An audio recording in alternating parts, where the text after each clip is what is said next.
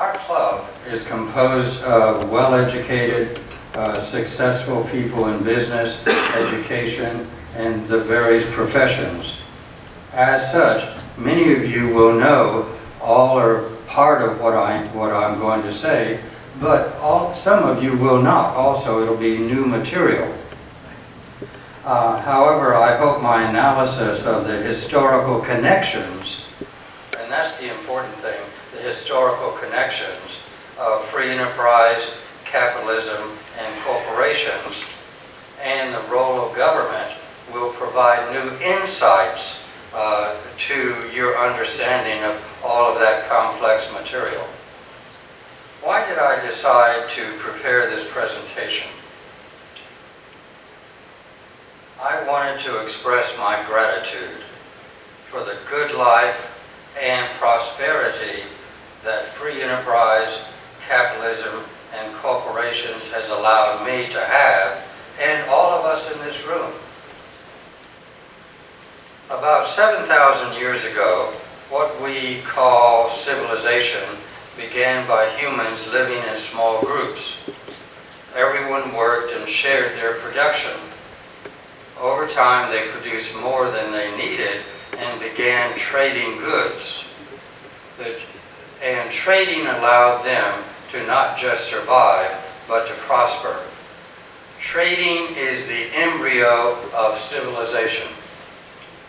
Groups of traders formed trading centers became towns, towns became cities, then states, and then finally nations. We can see the trade routes back 200 years BC. That growth necessitated the creation of government. Government exists to make laws and rules to define and enforce proper conduct of persons and businesses. In other words, government exists for the common good. An example of a trading center that evolved into a great city is Paris. This is the oldest known picture of Paris, taken in 1839. Paris was founded as a regional trading center about 250 years BC. Paris also, the Roman army also set up a large military garrison there, and Paris grew into be the economic and military hub of that region. Free enterprise. Free enterprise is the economic system where the marketplace, not the church, not government, not a business monopoly, determines what prices, products, and services are to be offered for sale.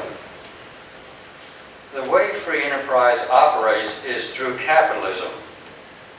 Capitalism is the private ownership of the means of production of goods and services, with its goal to maximize net profit for the owners. Capitalism is not a charity. It is not a religion.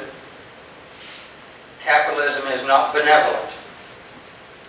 Capitalism has no ethics, no morals, except what the owners may decide to do or not. It is not a government, so capitalism's main purpose is not the common good, but private gain. Capitalism has no loyalty to any country. The one and only goal of capitalism is to make as large a net profit as possible, all for the benefit of the owners. That has been true from the beginning up to today. Capitalism has been carried out historically by two forms of business: proprietorships and partnerships. Proprietorship is when one person owns a business. He's the proprietor, or she. When two or more people own a business, it is called a partnership. Legally, the business and the owner or owners is one entity legally. There's no separation between the person and the business in proprietorships and partnerships. That is, all business debts are the personal liability of the proprietor or partners. Because of personal liability, owners could lose their homes, slaves, and any property. Another limit of proprietorships and partnerships is when an owner dies, the business ends. Because of this limited period of existence, it was difficult to raise money for expansion or to keep a business going in perpetuity. From the beginning of trading, business owners have never liked society's rules or laws because they interfered with the owner's absolute control of their business. Even if the rules or laws were for the common good, such as fair business practices or the law protecting the environment or workers' safety, business leaders have always resented and resisted government because they believed that what was good for business was good for government. They only wanted to do whatever was in their self-interest and whatever increased their net profit. In opposition to that attitude is government. Government acts for the common good. This power struggle between corporate self-interest and government common good has existed from the beginning of time up to the present. The Roman Empire became the dominant force of society eventually. The Roman Senate realized that small business, such as proprietorships and partnerships, were not adequate for their needs. The Roman government mainly operated by the use of private businesses doing whatever Rome needed to be done. To make this work, Rome needed a new form of business that was much bigger, longer lasting, better capitalized, better organized than what proprietorships and partnerships were. Therefore, the Roman Senate created an entity, a brand new entity, that addressed the shortcomings of the other two types of businesses.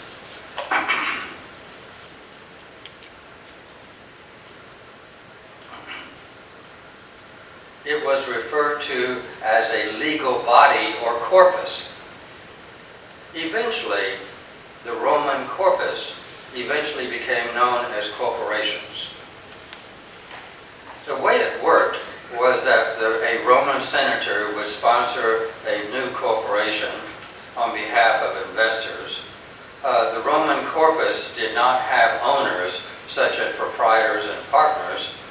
It had stockholders, and the corporation would be run by officers. Also, personal liability of owners was done away with, and only the corporation and its assets would be liable for the business debts. There were still proprietorships, partnerships, but now corporations for doing business. By the use of corporations, the investor would know that the money he invested in the corporation would be the only money he could lose. All of the land and personal property of the new business belonged to the corporation, not the investors, not the officers or employees. This new entity could enter into contracts and be sued and sue, separate from any liability of the investors, officers, or employees. The investor's lifespan would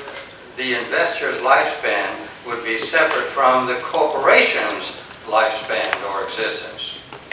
The Roman law initially provided that corporations could last for 100 years unless shorter as provided in their corporate charter. Corporate charters have a specific purpose, and that meant that the business could not legally do anything outside of that expressed purpose. If it did, then the protections from liabilities of the officers and owners would not apply. For example, if the business was incorporated to build ships, then it could not build houses. The name of a business had to include the Roman version of Inc., I-N-C, or the word corporation, or its Roman term.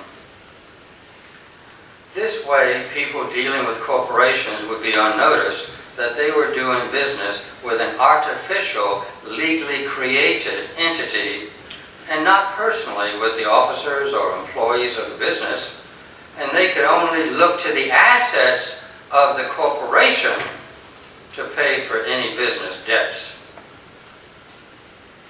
This new long-term existence of a corporation allowed for long-term planning and investments.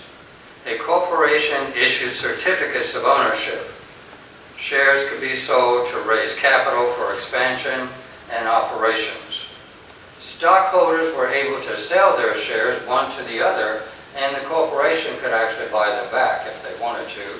But there was no such thing as a stock exchange where strangers could buy and sell stock certificates.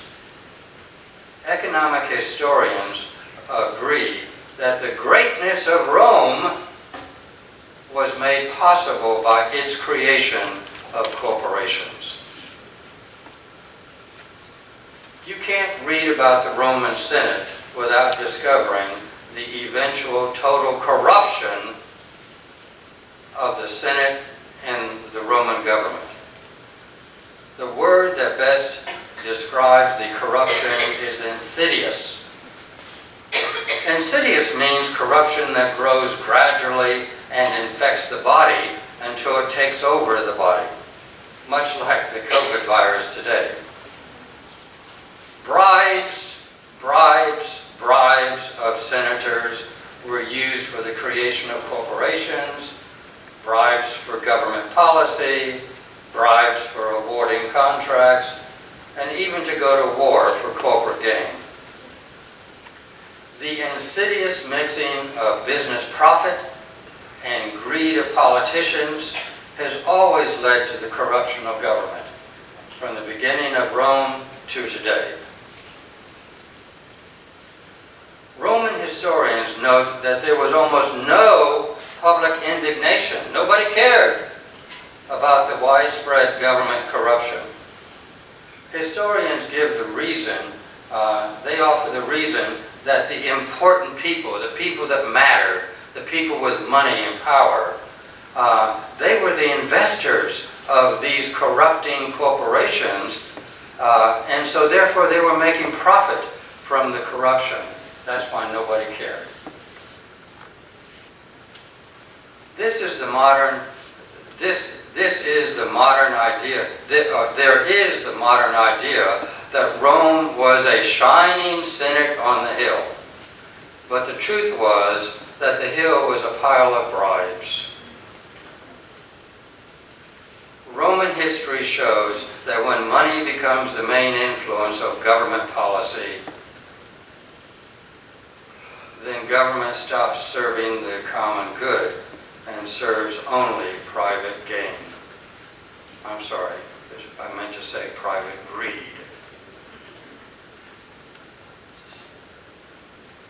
Let me read that again because it is so profound.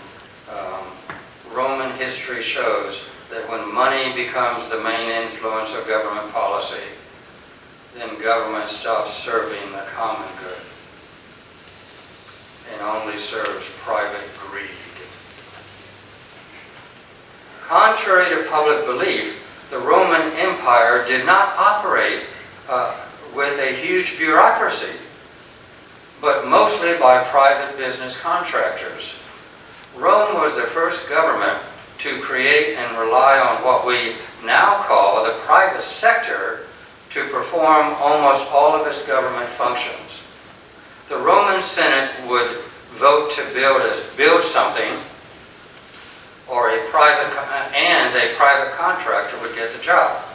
It was private business that designed and built the aqueducts, roads, manufactured all the weapons and supplies for the military, and perform most of the government functions. An example is how the government tax collection, how the Roman tax collection operated. The Roman tax collector would be a private business which aggressively collected taxes for Rome. This worked because the private collector company was paid a percentage of the collections. The fall of the Roman Empire brought about the Dark Ages, usually thought of as 500 AD to 1400. It is called the Dark Ages because during this almost 1,000 years, there were endless wars, psychopathic leaders, autocrats who thought of people as disposable property, and religious conflicts. Greek and Roman Republican ideas of democracy disappeared. Free enterprise, capitalism, and corporations were not needed, since everything was owned and controlled by the few. Economically, what it looked like was a few families in the church was at the top of society with all of the wealth. Then there was a sliver of merchants. Then there was the vast majority of the poor who simply worked for the foregoing. Freedom of thought and speech was almost non-existent. When Rome collapsed, the Catholic Church stepped into the power void.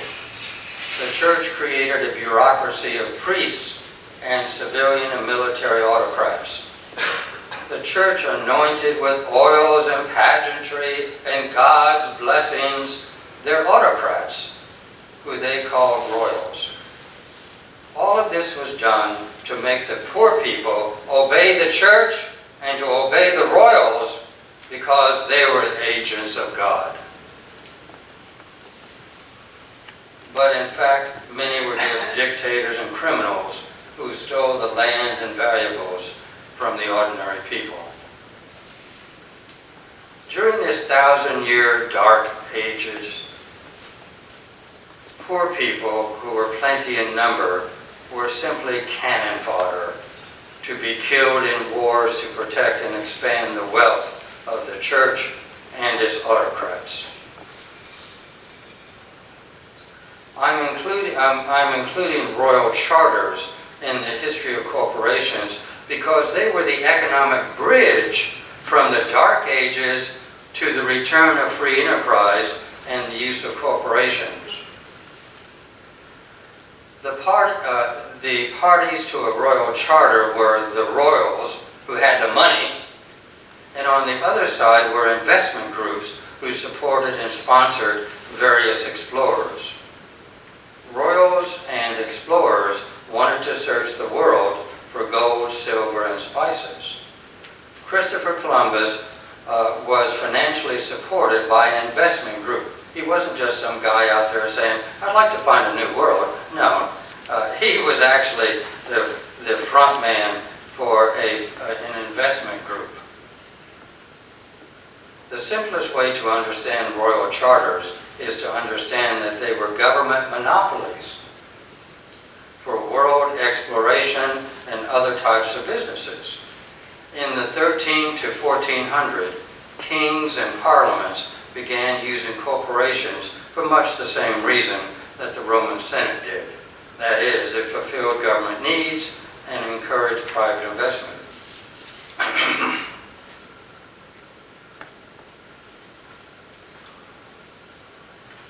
This was the period of small ships, brave men, and large uncharted oceans filled with danger. Over 1/3 of all ships that left port to explore for riches never returned.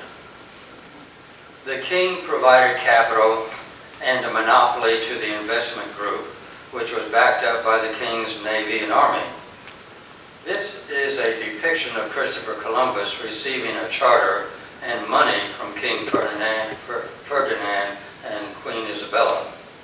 The investment group was also given a monopoly to govern the lands that they discovered, whether the inhabitants liked it or not. Also, the explorers and the investment group could tax the natives and make business deals to exploit the land, all for the profit of the investors and the king. This was where the real money was to be made. The royals were paid taxes and commissions from any deals that were made by the explorers. The royals usually kept 70 to 80% of the net profit, and the balance went to the investment group. Royal charters sound prestigious, patriotic, and honorable, but they weren't.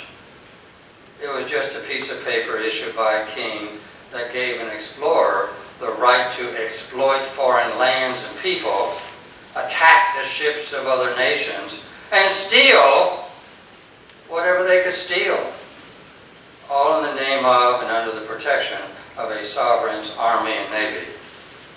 If a ship captain did the same thing without a royal charter, he was considered a pirate and a thief and would be hunted by the royal's navy. However, if he had a royal charter, he was a patriot, a warrior for king and country. France alone at one time had more than 70 royal charters, companies trading around the world.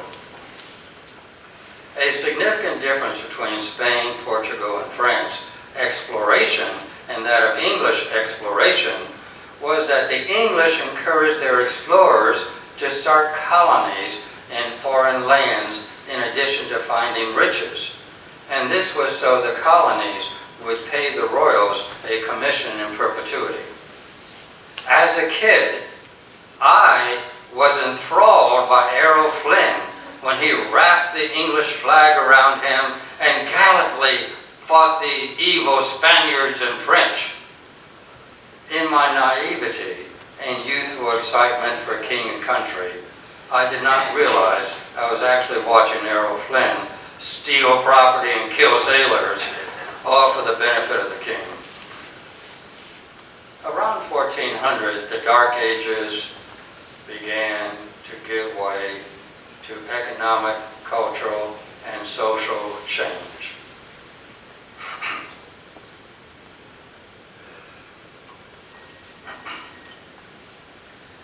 You know this period as the Renaissance. The Renaissance began the end of the absolute rule by kings, popes, and other autocrats. Economic historians state that the Renaissance period was the rebirth of capitalism and the free market. Economic historians, let me repeat that. Economic historians state that the Renaissance period was the rebirth of capitalism and the free market. The Renaissance and reemergence of the middle class and the business community saw the renewal of the historic struggle between business and government. An example of this struggle was the business struggle between Louis XIV, circa 1750, and the French business community. This dispute brought about the French economic term Laissez-Faire Capitalism. It literally means leave alone. Laissez-faire laissez-faire economics is the belief that what is good for business is good for society, that government should not regulate business. In reality, the only time laissez-faire capitalism has ever worked was when villages were small and society simple. However, as civilizations grew, became more complex and competitive, and everyone's actions impacted everyone else's interest. I believe that's the important part of that sentence, which is Everyone's actions impacted everyone's interest. Laws and rules by government were needed to balance those conflicts. That is, laissez-faire capitalism cannot work in a complex, competitive society. That would be like having a basketball game or a football game without any referees.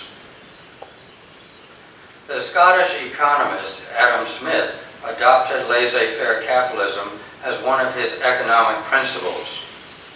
Even today in America and around the world, the belief of absolute laissez-faire capitalism is promoted by big business, their lobbyists, and their money. Investment groups for exploration, importation of spices, mining of gold, silver, and coal, and manufacture of all types were being incorporated during this part of the Dark Ages. No, incorporated meaning corporations were starting to be formed at the end of the Dark Ages and into the Renaissance.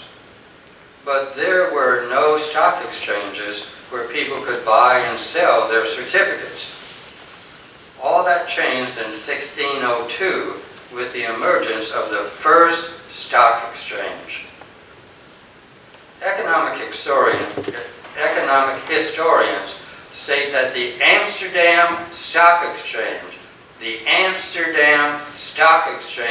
was the world's first stock exchange, as that term is known to us today. This is a drawing back to dated 1611 of that stock exchange building.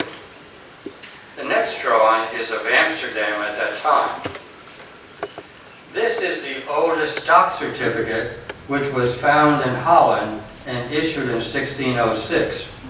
The Dutch East India Company was the first company to issue a negotiable stock certificate and to have them traded on a public stock exchange. The oldest stock exchange can be seen today. For those of us who travel, you may find this an interesting place to go if this subject really interests you. The oldest stock exchange can be seen today at Westfries, W-E-S-T-F-R-I-E-S, Museum in Hoorn, H-O-O-R-N, Netherlands. Economic historians acknowledge that there were other so-called stock exchanges in England and France, but they operated more like insurance companies and banks by lending money and pooling investment opportunity and risk, not as an agent to sell stock shares between unrelated investors. England used more royal charters than any other country. Just like Rome, the English Army and Navy became quasi-employees of the merchants and corporations. To hide using the military for private gain, the government then and always has used symbols of patriotism and religion to get poor people to fight and die for corporations. The best example of this action is India. Queen Elizabeth issued a royal charter authorizing British merchants to trade in the East Indies on behalf of and under the protection of the Crown. India was controlled economically, politically, and militarily by the corporation known as English East India Company. They had a royal charter, and they split the profits of the money made in India, with the investors getting the smallest share, and the sovereign and royal insiders got the majority of the net profit. Yeah, that's an interesting point. Royal insiders. Why do you think all of those people were standing around the king's chambers, or not chambers, but meeting hall? They were the insiders making profit, making money on all of the investments that were happening in the royal chambers. I mean, whenever the king was doing something, oh, there's an investment. So it was not only the royal, but also the hanger-ons and the insiders that were really making the money. That's how it really worked. sort of like today too. What the royal and their insiders did was, in other words, the quid pro quo. They got rich off the explorers. What the royals and their insiders gave was to look out for the interests of companies in the halls of Parliament and agencies of the government.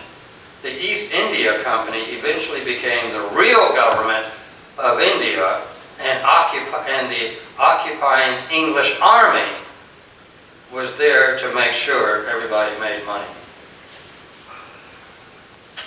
While England, France, and Germany were all using royal charters, they were also waging wars, endless wars and religious conflicts, and killing tens of thousands of the poor people with these disputes. The Dutch, however, were making money. Now, those are our kind of people. The Dutch used corporations to raise money and achieve economic goals. The Dutch did not use royal charters. Many economic historians regard the Netherlands as the world's first truly successful free enterprise capitalistic country since Rome. Economic historians regard the Netherlands as the first truly free enterprise capitalistic country since Rome. The people that controlled the Netherlands were the merchants, investors, not kings, queens, popes, dictators, and autocrats like Great Britain, Europe, and Russia. The best proof of that is the fact that the city of Amsterdam had the wealthiest and largest seaport and trading center in the whole world during the entire 1600s. Not London, not Paris, not Berlin, but Amsterdam. The laws of the Dutch government favored free enterprise, capitalism, and corporations. Historians say that the Dutch made profit their god and making money their religion. The 12 Dutch provinces were properly called the Netherlands. The Netherlands society was very successful for several good reasons. First, they made education free to every person who wanted to be educated. They encouraged by laws and social pressure as many of their people as possible to study navigation, science, engineering, and finance. Let me just digress for just a second and repeat the first sentence there. They made education free for every person who wanted to be educated. Speaking on a personal level, it is because I grew up in Florida, and because we had free public education, and Florida State and the University of Florida were almost free, that I became moderately successful economically and just in my life. How many of you, raise your hand, how many of you count education as making the big difference in your life? In school or Education. And I mean formal education, because that's what I'm talking about. So let me just read this one thing. When I read this, I said, yes, that is so true. But for free public education. Now, my wife has said that for 100 years, we've had 1 through 12. But for the next 100 years, we need 1 through 14. So in other words, if you qualify, not everybody, but if you qualify intellectually, you should be able to get free junior college, as I call it, junior college, and then maybe go on to college or trade school. But the time of 1 through 12 is passé, is gone. And so if we're going to continue to be a great country, we have got to get better about a great education. So, enough of that. Second, they invited people of different religions and talents to settle there. They had a very large Jewish community who became very wealthy and were safe from the prejudice and violence of elsewhere in Europe. Third, the Netherlands did not have a state religion. Various Protestant sects made up the largest Christian group. Catholics were a minority. Their laws, the Netherlands laws and customs, were all secular, not religious. And I repeat that because it was so unique in that period of time when religion was basically controlling everything, if not directly, certainly indirectly. Fourth, the leaders of the society, and I think this is important, and I think it's a good thing, the leaders of the Dutch society, the Netherlands, were the investors, merchants, and the large middle class, not royals, not clerics. Concentrated wealth in a church or a few people or families was rejected by the society as a whole and discouraged by the laws of the Netherlands. Fifth, the Society of the Netherlands, the society encouraged free speech, was open to new ideas and freedom of association. Their artists and all of their theaters had secular themes, not religious subjects, as had been for over 1,000 years. Paintings were not about Jesus or religious themes, but of ships, faraway lands, portraits of merchants and their families, and of working men and women. Their artists included Rembrandt and Vermeer. The Dutch common man was well off, and their society was not built on the backs of the poor, as in Great Britain, Europe, and Russia. The people of the Netherlands were described as the best educated, most culturally advanced, richest, and most admired in the 1600s. By 1650, the Dutch merchants owned and operated over 16,000 merchant ships which sailed the world dealing in spices and goods from everywhere. They established colonies and had trading posts all over the world. The Dutch explorers were the first explorers, European explorers, to discover Australia and New Zealand. The Dutch businessmen were the most trusted and accepted businessmen worldwide. These factors, the factors that are repeated by the historians about who were the Dutch businessmen, and they had these following attributes. First, the Dutch had business standards that were very high, and they were known to keep their contracts. Even if they were a losing deal, they kept their contracts. In other words, they did not break their contracts, and they were fair and reasonable to do business with. What a radical idea. Second, other European merchants often looked down on the cultures of other people as being inferior. And also, since they were dealing with inferiors, they didn't keep their contracts. Third, many European merchants mixed religion and business and were insistent upon converting the heathen to Christianity. Japan. Japan is an excellent example of the problems of other European businessmen. In 1639, Japan expelled all businesses due to these and other reasons. For the next 2 centuries, Japan limited trade to only the Dutch and Chinese merchants. The Dutch kept their business deals strictly business. They were ethical, honest, and secular.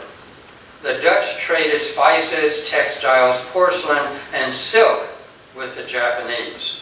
The Japanese rewarded the Dutch with the only trading post in the entire country, which was in Nagasaki. Sue and I visited Japan a couple years ago, and we did not know this history. The city of Nagasaki has rebuilt the Dutch trading headquarters, and today it is a popular tourist site that we enjoy. So if you go to Japan, go to Nagasaki and be right there, and walk around the Dutch trading headquarters and buildings. It's about 4 or 5 blocks long, and really interesting history. Dutch capitalism also impacted American history. The Dutch West Indies Company employed an English explorer named Henry Hudson in 1609. Yeah, that's what it looks like in Nagasaki. They've rebuilt that island right off the coast. I mean, right off the shore. In 1609, to sail up the Hudson River to find the Northwest Passage to Asia, the Dutch established their main city as New Amsterdam, as you know, later changed to New York. A little known negative fact is that it was the Dutch who unfortunately brought the first African slaves to America to as construction workers to build New Amsterdam, the river projects and ports. People from many countries started coming to America. The tired, the poor, the huddled masses yearning to breathe free came to America to get away from poverty, the abuses of the wealthy, and oppression by state religions, and the constant wars which killed tens of thousands of the poor. Another way to understand this early migration is to know that many of the immigrants came to America to evade military service, especially the German immigrants, who were the original draft dodgers. They were tired of millions of poor people losing their life, all to protect the wealth of the rich. Many Irish, Scots, Welsh, and English were sent here as punishment for stealing food from the estates of the rich, when their only crime was starvation. However, when they migrated here, American capitalism often meant child labor in factories 6 days a week, 10 or 12 hours, little educational opportunity, and worker safety was non-existent or terrible. Even so, the common man came to the land of opportunity and personal freedom. Inherent in opportunity and freedom is free enterprise and capitalism. America's government was founded in 1776, and the first corporations were established in the 1790s. The first corporations were banks to serve the farmers, planters, and business people so that they could have money to start and grow their businesses. In the old country, capital was tied up by a few families and the church. Without capital, there is no opportunity. Let me reread that because it is, to me, it is so significant. Without capital, without money, without resources, there's little opportunity except to be poor. Although corporations have existed in one form or another in Europe since Rome, by the late 1900s, America had the most corporations. Go back, I want to finish the thought there. It is making capital available for investment, where the average guy, the average woman can start a business and try to be successful. So it is the advent, the ability to have capital, that really makes the engine run. The federal government is not in the business of incorporating private businesses. Jurisdiction to establish corporations has always belonged to the states. Each state had different laws to attract businesses to their state. And that is the beauty of our federal system of separate states. And we should always remember that and cherish the fact we are 50 separate states. And that each state is a laboratory of experimentation.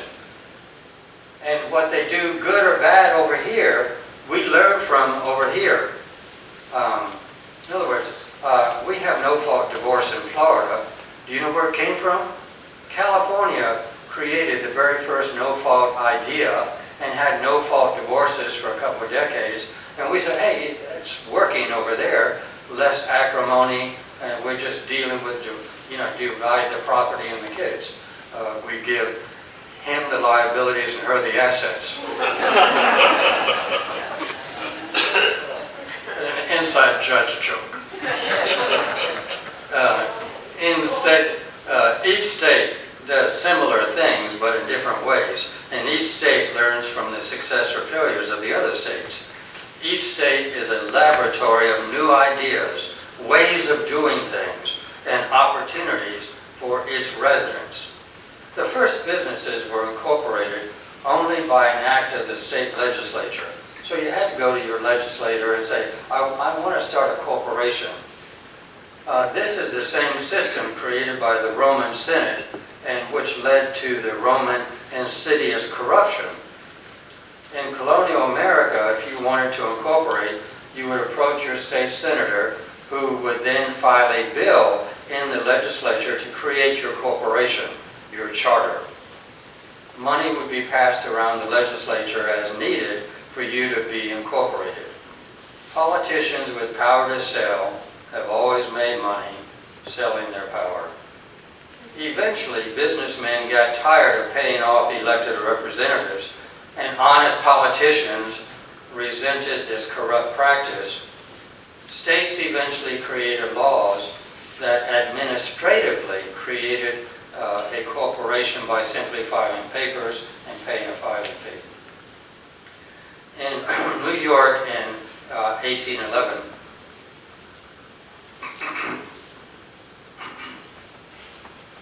was the first state to enact a standalone, corruption-free incorporation statute. Connecticut in 1837 was the first state to eliminate the requirement of a business purpose. In other words, a corporation could be like a person and just do whatever is legally allowed to do. In Delaware in 1899, enacted corporate-friendly laws to attract businesses. Delaware went further than any other state and allowed corporations to own and create other corporations, this created the first holding companies where Company A starts companies B, C, and D for various business purposes. And that was a new idea, starting with Delaware. From 1820 to 1900, corporations and the federal government were working together to help win the Civil War and open the West. This was by building a train infrastructure with little or no government rules, giving free land to the developers, by using eminent domain to take land from small farmers and giving it to the railroad.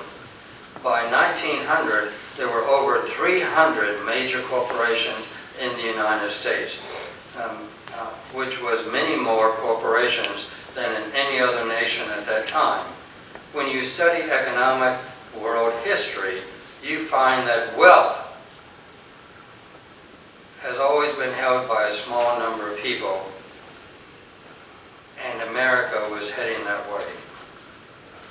J.P. Morgan, Vanderbilt, Rockefeller, Ford, Carnegie, corporate leaders bragged about America being the land of free enterprise, self-made men. But that was mythology and a lie. The big lie.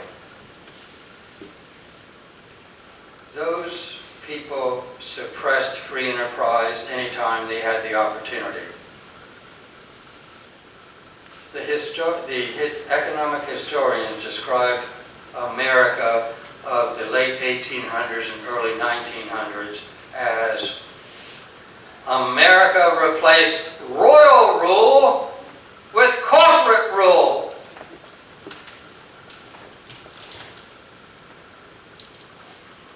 The ties between government and big business then and even today was and is closer than a python snake wrapped around an alligator. Especially during the Civil War and up to the 1930s, big business and their robber baron bosses controlled the American government. In other words, big business bosses picked and financed the candidates they allowed the public to vote for. Around the 1880s, corporate power and abuse was so bad, open for all to see. But there were no laws prohibiting their actions because it was unethical. Remember, a law is passed by the governing body, the legislature or the Congress. That's the law. But much broader is ethics. We have more unethical people than we have illegal people violating the law. Ethics, honesty, fair dealing, those are ethics.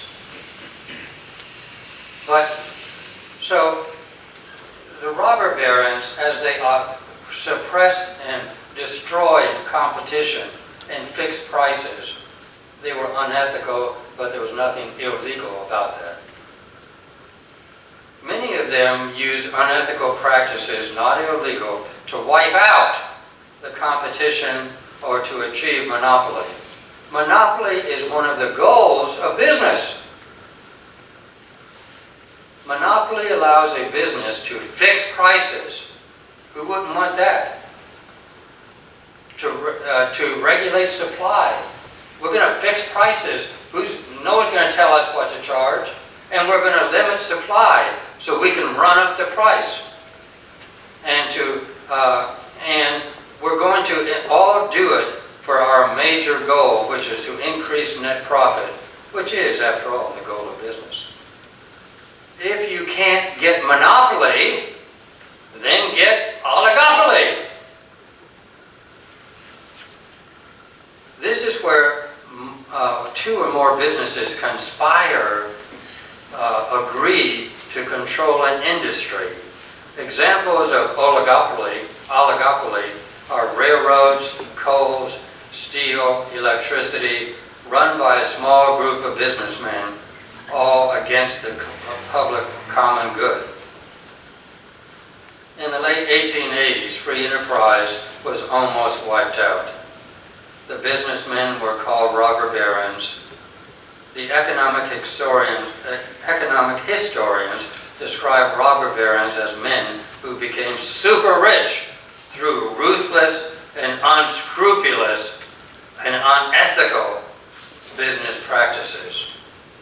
Robber barons mostly used trust agreements to establish oligopolies, to engage in unethical business practices, to exploit workers, to corrupt government at all levels, and to pay little heed to any ethical or legal standards. They were above the law, since they bought and paid for the law. The robber barons of big business talked about free enterprise, but whenever they could, they crushed free enterprise. Robber barons wanted everything for themselves. The big business atmosphere of America became so much more like the time of Louis XIV and his struggle against laissez-faire capitalism. And American society began to resemble Charles Dickens' England with its child labor and mistreatment of the working class. In 1890, the newspapers were yelling about corporate power, greed, and the U.S. Congress had had enough of greed and corruption of the robber barons. The Congress enacted into law the Sherman Anti-Trust Act. Its purpose was and is to preserve business competitiveness and to curb the creation of monopolies and oligopolies by big business. By doing so, the law protects free enterprise, protects the consumer from price fixing, and maintains competition and the free market, all of which the big corporations are against. Oligopolies took the form of business trusts, which were businesses agreed to restrict competition. And that is why it is called antitrust, because it's trying to stop and bust those trust agreements that are against capitalism and free enterprise. The Sherman Act was written to be enforced by prosecutors in the Department of Justice by filing suit in federal court. If a corporation was found guilty of violating the Sherman Act, it could be broken into competitive pieces and injunctions entered to prohibit practices and agreements which were found to be in restraint of trade. Trade is a broad term there, meaning free enterprise and capitalism. So the Antitrust Act is to help defeat restraints of trade. Violations were also punishable by fines. Private parties, such as other companies who were injured by violations of the Sherman Act, were and are permitted to sue for triple damages, and recover attorney's fees and costs. Big business did not take this laying down. Big business then and now tries to defeat the Sherman Act and any similar common good law by having business attorneys appointed to the upper levels of the regulatory agencies and as federal judges who are supposed to hear the cases. Presidents appointed pro-business attorneys to the federal judiciary and Department of Justice. These pro-business justices and prosecutors did what they're supposed to do, and they severely limited the power of the federal government and emasculated the Sherman Anti-Trust Act and its regulations. The Sherman Act was emasculated until Teddy Roosevelt was elected. He was the first president to use the Sherman Act to break up monopolies and agreements that were in restraint of trade. Remember, his nickname was the Trust Buster? But he only had limited success against what had become a corrupt legal system. I have several favorite presidents. One of them is Teddy Roosevelt. Actually, in where my office is, I have over here on the left a picture of Teddy Roosevelt because I really like him and admire him. And I've read 2 or 3 of his biographies. Teddy Roosevelt was a great guy and had the right ideas.